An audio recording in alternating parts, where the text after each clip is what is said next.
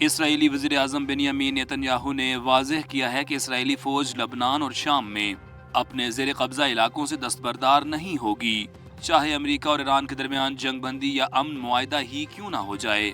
Press conference سے خطاب میں انہوں نے کہا کہ اسرائیل جنوبی لبنان میں قائم سیکیورٹی زون میں ضرورت کے مطابق موجود رہے گا اور قومی سلامتی کے تحفظ کے لیے اقدامات جاری رکھے گا۔ رپورٹس کے مطابق اسرائیل لبنان کے تقریباً 570 مربع کلومیٹر علاقے جبکہ شام کے بعض حصوں میں بھی فوجی موجودگی برقرار رکھے ہوئے ہے۔ نیتن یاہو نے کہا کہ ایران کے حمایت یافتہ گروہوں کے خلاف کارروائیاں جاری رہیں گی اور اسرائیل ہر ممکن خطرے کا مقابلہ کرنے کے لیے تیار ہے۔ دوسری جانب اسرائیلی وزیر دفاع اسرائیل کیٹز نے بھی اعلان کیا ہے کہ اسرائیلی فوج لبنان، شام اور غزہ کے زیر قبضہ علاقوں سے انخلا نہیں کرے گا۔ محرم الحرام کے موقع پر اسلامی نظریاتی کونسل نے فرقہ واریت، نفرت انگیزی اور انتہا پسندی کے خلاف متفقہ اعلامیہ جاری کرتے ہوئے اتحاد امت، رواداری اور قومی یکجہتی کے فروغ پر زور دیا ہے۔ اعلامیہ میں واضح کیا گیا کہ کسی فرد یا گروہ کے خلاف تشدد، اشتعال انگیزی اور قانون کو اپنے ہاتھ میں لینے کی کوئی گنجائش نہیں، جبکہ اسلام کو امن، برداشت اور احترام انسانیت کا دین قرار دیا گیا۔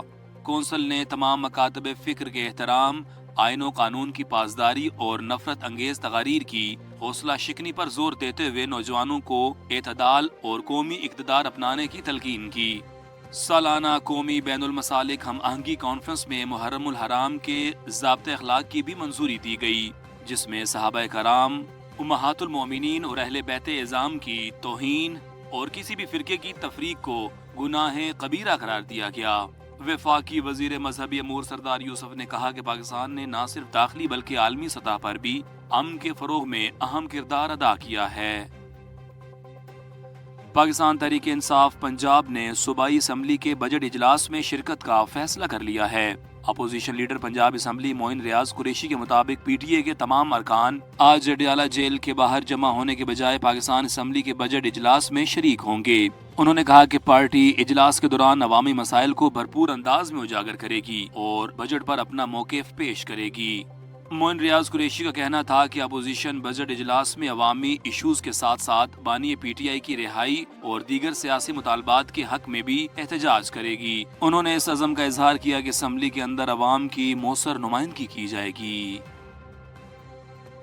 عراق میں امریکی سفارت خانے نے اعلان کیا ہے کہ ریاستی کنٹرول سے باہر مسلح گروہوں کو غیر مسلح کرنے پر اتفاق ہو گیا ہے۔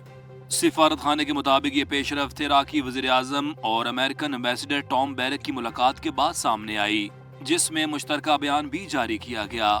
بیان میں عراق کو دہشت گردی سے پاک، محفوظ اور خوشحال ریاست بنانے پر زور دیا گیا، جبکہ عراقی خود مختاری اور علاقائی امن کے تحفظ پر بھی اتفاق کیا گیا۔ امریکی سفارت خانے نے مزید کہا کہ صدر ڈونلڈ ٹرمپ نے عراقی وزیر اعظم کو وائٹ ہاؤس دورے کی دعوت بھی دی ہے۔ امریکی صدر ڈونلڈ ٹرمپ نے ایران کو $300 ملین دینے سے متعلق خبروں کو سختی سے مسترد کرتے ہوئے انہیں بے بنیاد اور سیاسی پروپیگنڈا قرار دیا ہے۔ ٹروتھ سوشل پر جاری بیان میں ٹرمپ نے کہا کہ امریکہ کی جانب سے ایران کو مالی معاونت دینے کی خبریں سراسر جھوٹ ہیں اور ان میں کوئی حقیقت نہیں۔ ان کے مطابق ڈیموکریٹس جان بوجھ کر ایسی اطلاعات پھیلا رہے ہیں تاکہ عوام کو گمراہ کیا جا سکے۔ ٹرمپ نے واضح کیا کہ ایران کے لیے کسی مالی پیکیج یا امداد پر نہ کوئی فیصلہ ہوا ہے اور نہ ہی ایسا کوئی منصوبہ زیر غور ہے۔ انہوں نے یہ بھی دعویٰ کیا کہ ایران اس بات پر متفق ہو چکا ہے کہ وہ کبھی جوہری ہتھیار حاصل نہیں کرے گا۔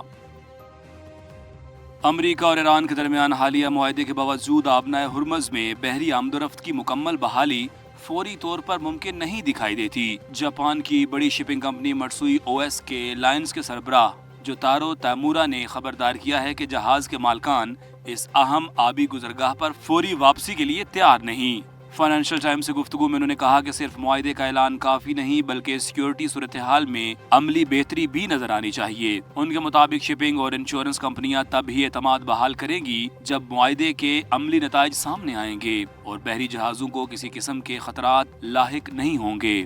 ماہرین کا کہنا ہے کہ اگرچہ امریکہ اور ایران کے درمیان معاہدہ کشیدگی میں کمی کی اہم پیش رفت ہے، تاہم عالمی شپنگ انڈسٹری ابھی بھی محتاط رویہ اختیار کیے ہوئے ہے۔